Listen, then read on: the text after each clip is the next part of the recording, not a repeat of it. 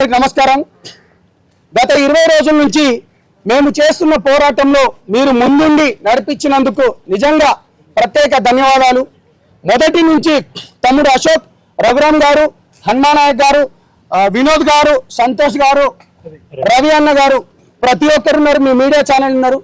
ఇప్పటి వరకు కేవలం నిన్న లెటర్ రిలీజ్ చేసిన దాంట్లో కావచ్చు, మంగ్లీ గారు లెటర్ రిలీజ్ చేసిన దాంట్లో కావచ్చు, లేకపోతే వాళ్ళ తమ్ముడు ఏదైతే చెప్పిండో పదే నేను కేవలము ఒకేసారి కలిశాను. మిర్యాలగూడ ఒక ఎమ్మెల్యే దగ్గరికి వెళ్ళి అటు నుంచి ఇటు వస్తుంటే ఒక మా ఇల్లు పక్కనే ఉంది కాబట్టి అనుకుంటా తను మాట్లాడడం జరిగింది. మిర్యాలగూడ నుంచి ఎంత దూరం అంటే దగ్గర 60 కిలోమీటర్లు. ఆ బాలాజీ వాళ్ళ ఇంటికి అదే విధంగా మధు వాళ్ళ ఇంటికి ఎంత దూరం అంటే కేవలం 100 మీటర్లు మాత్రమే. మంగ్లీ గారు ఏమన్నారు, కేవలం మేము ఒకటేసారి వెళ్ళాము అన్నది. అదేవిధంగా ఒక్కసారి తను ఏం జరిగిందో చూడండి. నల్గొండ జిల్లా పలుగు తండాలో రమావతి మధును నమ్మి మోసపోయిన బాధితుడు మరణ వార్త అత్యంత బాధాకరం. మరి మీరు ఎందుకు వెళ్ళలేదు? ఒక దుర్మార్గుడని తెలియక మాట్లాడిన పాపానికి వాడు పట్టుబట్టి పిలిస్తే నా బ్యాన్ టీంతో కలిసి ఒక పూట భోజనం తినడానికి మాత్రమే వెళ్ళాను, భయంకరమైన క్షోభ అనుభవిస్తున్నాను అన్నది.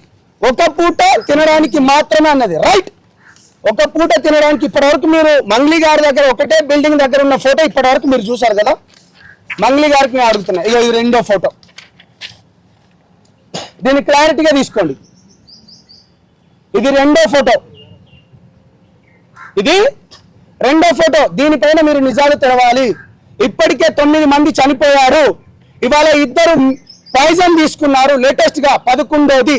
2 చావు బతుకుల మధ్యలో ఉన్నారు. బయటికి రండి. మేమేమి కావాలని మీకు చెప్పట్లేదు, మేమేమి కావాలని మీ పైన నిందారోపణలు వేయట్లేదు. మీరు మాట్లాడిన మాటలను బట్టే మేము మాట్లాడుతున్నాము.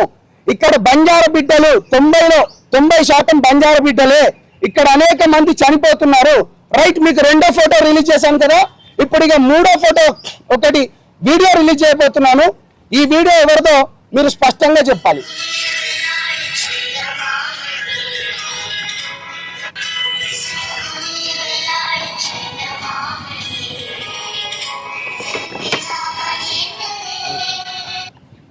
మళ్ళీ ప్లే చేస్తున్నాను. సారీ అన్న.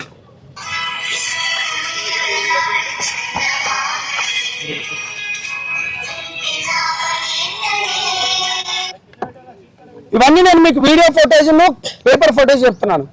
నేనేమంటున్నా అంటే మిత్రులారా, నిజం వైపు మాత్రమే నిలబడతాం, నిజాయితీతో మాత్రమే ఉంటాం. ఇందులో అనేక మంది నిజానికి అవమానాలు ఎక్కువ, నిజానికి చీత్కారాలు ఎక్కువ, నిజానికి ఏంటంటే ధైర్యం కూడా ఎక్కువ. ఇవాళ 2 రోజులు లేట్ అయినా కావచ్చు కానీ నిజం ఎప్పటికీ బయటికే వస్తుంది. ఇవాళ అనేక మంది ఎప్పుడైతే మా సంఘాలలో సైలెంట్గా ఉన్న వాళ్ళు కూడా, అంటే కొంతమంది తనకు మద్దతు ఇచ్చే వాళ్ళు కూడా ఉపశమనం వెనక్కి తీసుకున్నారు. ఇవాళ హనుమానాయక్ అన్న వాళ్ళు కావచ్చు, LSPS లాంటి వాళ్ళు కావచ్చు, లేకపోతే లంగారపేట లాంటి వాళ్ళు, చాలా మంది అనేక మంది ఇవాళ రెడ్డి మిత్రులు మాదిగ సంఘాల నుంచి, మాల సంఘాల నుంచి, BC సంఘాల నుంచి సపోర్ట్ చేస్తున్నారు. మీరు ధైర్యంగా వెళ్ళండి. ఇవాళ ఎవరెవరైతే మంగ్లీకి సపోర్ట్ చేస్తున్నారో వాళ్ళని వెతుకుతున్నారు. ఇక నేను చాలా క్లియర్ గా చెప్పబోయేది ఏంటంటే, మంగ్లీ గారు ఇప్పటికైనా నిజం చెప్పండి. నేను ఒకటే చెప్తున్నా, మీరు నిన్న స్టేట్మెంట్ ఎట్లా రిలీజ్ చేశారు మాకన్నీ తెలుసు. ఎక్కడెక్కడ ఫోటోలు దిగారో, ఎక్కడెక్కడికి పోయాయో, ఎక్కడెక్కడికి భూములు ఎవరెవరు అంటున్నారో మేం చెప్పట్లేదు. ఇవాళ బాధితులకు జరిగిన నష్టాన్ని బయటికి తీసుకురావాలనుకుంటే ఎవరు చెప్తున్నారు? మొత్తం బాధితులలో మీ సరౌండింగ్ లో ఉన్న వాళ్ళే చెప్తున్నారు. కానీ కొంతమంది చెప్తున్నారట వీళ్ళకు సెటిల్మెంట్ కాలేదు, అది కాలేదు. సిగ్గుపడండి చెత్తనా కొడకల్లారా. నేను మళ్ళీ చిటికేసి చెప్తున్నా, నిజం వైపు మాత్రమే నిలబడతాం. కాబట్టి స్టార్ట్ చేసినప్పుడు ఎంతమంది ఉన్నారు, ఇగో ఇప్పుడు మొదలయ్యే కాడికి ఎంత. ఇవాళ హ్యూమన్ రైట్ కమిషన్ కూడా వాళ్ళు కూడా వస్తున్నారు. బాధితులకు న్యాయం జరగాలి. ఇక నేను ముఖ్యంగా నేనేం చెప్పాలనుకుంటా అంటే, చాలా ముఖ్యమైన పని మా పార్టీ తరపు నుంచి కూడా నాకు కాల్ రావడం జరిగింది. గో హెడ్, బాధితుల పక్షాన నిలబడు, గట్టిగా పోరాడు, ఎంతకైనా మేము మీకు సపోర్ట్ చేస్తాము. అదేవిధంగా ఆంధ్రప్రదేశ్లో ఎవరెవరైతే నష్టపోయారో కేసులు మీరు బాజాప్తా పెట్టండి. నిజం వైపు మాత్రమే ఉంటుంది. జనసేనతో పాటు గిరిజన సంఘాలైన మైదాన ప్రాంత సేవాలాల సేన అధ్యక్షుడు గౌరవనీయులు రఘురామ్ గారు, హనుమంతు నాయక్ గారు, గిరిజన సంఘాల చైర్మన్ అశోక్ గారు, ఉస్మానియా బిడ్డ అయిన వినోద్ గారు, సంతోష్ గారు, అదేవిధంగా LHPS నుంచి వచ్చిన రవన్న, గణేష్ కూడా ఇవాళ గణేష్ నాయక్ బంజారా సంఘం కూడా ఇవాళ ఎందుకు ఇస్తున్నా అంటే నీతి నిజాయితీ ధర్మం వైపున్నాం. మళ్ళీ నువ్వు సపోర్ట్ ఉన్నా అంటున్నావు కదా, కేవలం ఒకేసారి అంటున్నావు కదా, డెఫినెట్ గా రా ఇలా నువ్వు రా. రెండో ఫోటో కూడా రిలీజ్ చేసిన, మీ వీడియో కూడా రిలీజ్ చేసిన, దాంట్లో మీ అమ్మగారితో పాటు మధు గారితో పాటు మీ ఎవరు సిస్టర్ ఉన్నారు అనేది నిజాలు బయటికి. మేము బాధితుల పక్షమే ఉంటాము, మేము బాధితుల కోసమే నిలబడతాము. నేను ఒకటే చెప్తున్నాను, పోలీస్ ఇన్వెస్టిగేషన్ ఏదైతే జరిగిందో ఇవాళ ఈ రాష్ట్ర ప్రభుత్వానికి కూడా నిజంగా రేవంత్ రెడ్డి అన్న హ్యాట్సాప్ చెప్తున్నా. లేట్ అయినా కానీ దీనిపైన ఇప్పటికే 9 మంది చనిపోయినరు, 11 ఇప్పుడు ఇంకొక 2 ఏంది మన పాయిజన్ తీసుకొని ఉన్నారు. ఈఓడబ్ల్యూ వాళ్ళు నిన్న చాలా క్లియర్ గా ఏమని చెప్పారు, ఆల్రెడీ పాయిజన్ ఏది మన మధు అకౌంట్ నుంచి శివ చౌహాన్ అకౌంట్ కు డబ్బులు కూడా పోయాయని చెప్పారు.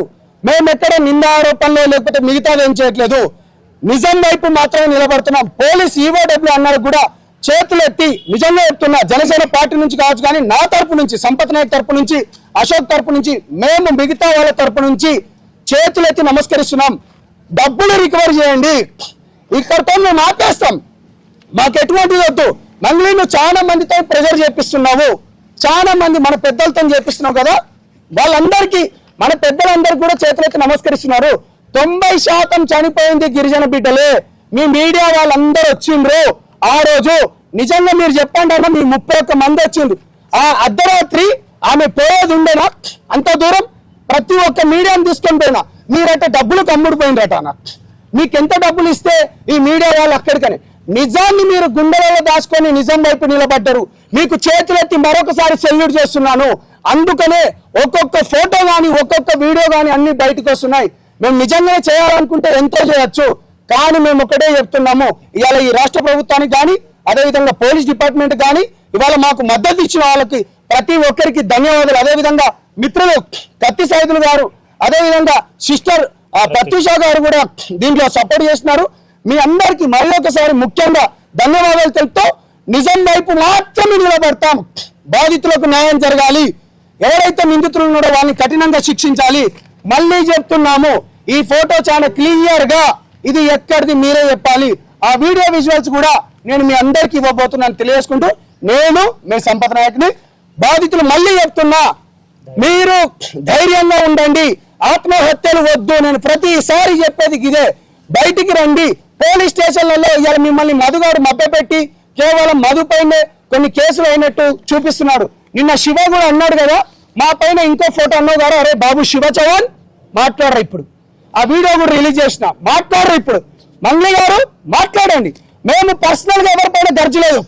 నీకు ఒకటే మాట చెప్పిన, దీంట్లో నువ్వు గాని ఉంటే తీవ్ర పరిమాణాలు ఉంటాయని ఆ రోజే హెచ్చరించిన. విజయవాడలో ఉన్నప్పుడు చాలా క్లారిటీగా మాట్లాడిన. ఆ తీవ్ర పరిమాణాలు ఇదో ఇవాళ నిజం వైపు నిలబడ్డవాళ్ళు. ఇప్పటికైనా రండి, బయటికి రండి. ఇవాళ మా వాళ్ళు కూడా చెప్పింది ఏంటంటే, నిందితులు ఎక్కడున్నా జుట్టు పట్టుకొని లాక్కొని వస్తా అని మా పార్టీ నుంచి నాకు కాల్ చేసినందుకు, ధైర్యం ఇచ్చినందుకు కూడా ధన్యవాదాలు తెలియజేసుకుంటూ తమ్ముడు మాట్లాడాల్సిందిగా కోరుతున్నాను.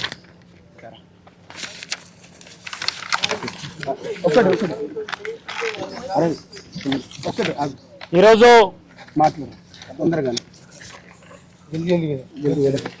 ఈరోజు ఏదైతే గత 20 రోజుల నుండి మేము ఏదైతే బాధితుల తరపున ఉండి వారి తరపున కొట్లాడుతున్నందుకు మాపై ఎన్నో ఒత్తిళ్లు, ఎంతో మందితో మాకు ఫోన్లు చేసి బెదిరించి మాకు మీరు సైలెంట్ అవ్వాలి, దీంట్లో మీరు మాట్లాడొద్దని మేము చాలా పెద్దలతో మాతో మాట్లాడిస్తూ ఉన్నారు.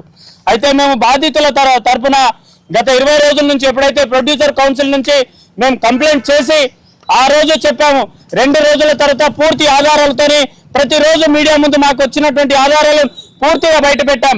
ఈరోజు ఏదైతే మంగ్లీ గారి సోదరుడు శివ చౌహాన్ ప్రెస్ మీట్ పెట్టారు.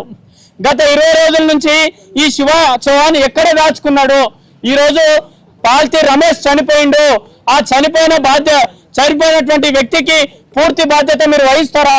ఈ గత 20 రోజుల నుంచి మీరు ఎక్కడికి వెళ్ళారు? ఈరోజు ఆ కుటుంబానికి ఎందుకు పరామర్శించలేదు? ఈరోజు ఆ కుటుంబానికి దిక్కేవారు? ఈరోజు మీపై ఇంత ఆరోపణలు చేస్తుంటే మీరు ఓర్వలేక ఈరోజు మీరు ప్రెస్ మీట్లు పెట్టి ఎవరో రాసిచ్చినటువంటి స్క్రిప్ట్ మాట్లాడుతున్నారు. మరి ఇదే అసిస్టెంట్ రమావత్ రమేష్ చెప్తున్న దాంట్లో క్లారిటీ ఉంది కదా. నువ్వు చెప్పే దాంట్లో రమావత్ రమేష్ చెప్పే దాంట్లో మరి కోకాపేట్ సర్వీస్ సెంటర్ లో నువ్వు బండి 10 నిమిషాల పాటు ఎందుకు ఆపినావు? అక్కడికి వెళ్ళి 30 లక్షల రూపాయల బ్యాగు ఏ కారులో పంపించినావు? ఈ క్లారిటీ చెప్పకుండా ఎందుకు నువ్వు జంప్ అవుతున్నావు? శివ చౌహాన్ దీనికి పూర్తి ఆధారాలు. నీకెవరో తెలియని వ్యక్తులతోని కర్నూలులోను హోటల్లో భోజనానికి ఎందుకు వెళ్తున్నావు? వాళ్ళతో గుడ్లకు ఎందుకు వెళ్తున్నావు? వాళ్ళతో సిమెంట్ ఫ్యాక్టరీకి ఎందుకు వెళ్తున్నావు?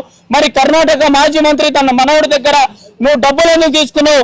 మరి మీ అక్క మిర్యాలగూడ నుంచి ఒకసారి నేను భోజనం చేసిన పాపానికి నన్ను ఈరోజు ఈ విధంగా నన్ను కుట్ర పంపుతున్నారన్నారు. మరి ఈ ఫోటో ఎక్కడిది? మీ అక్క ఒక్కసారి కలిసిందన్నది కదా, మరి ఈ ఫోటో ఎక్కడిది? ఈ రోజు మధు మీ ఇంట్లో కూర్చొని భోజనం చేస్తున్నటువంటి వీడియోని మేమంతా మీడియా ముందుకు పెట్టాము. ఎస్, ఈ రోజు బాధితులు మా తరపున ఉన్నారు. బాధితులకు అన్యాయం జరిగిపోతుంది. ఇకపై మేము తొందరలోనే రాష్ట్ర గవర్నర్ గారిని కూడా కలిసి వినతి పత్రం ఇది ఇవ్వబోతున్నాం. అలాగే ఇకపై ఈ ప్రెస్ మీట్లు ఉండవు. ప్రజా పోరాటాలు బాధితులతోనే ప్రజా పోరాటాలు దిగుతాం. కాబట్టి మీ అందరూ సపోర్ట్ చేసినందుకు ధన్యవాదాలు. హనుమానాయక్ గారు ఒక్క నిమిషం మాట్లాడతారు. ఈరోజు పాత్రికేయ మిత్రులకు ప్రింట్ మీడియాకు నమస్కారం చేసి తెలియజేస్తా ఉన్నాం. ఈరోజు వేలాది మంది బంజారా బాధితులు ప్రాణాలు తీసుకోవడానికి మరి ఆత్మహత్య చేసుకుంటా ఉన్నారు.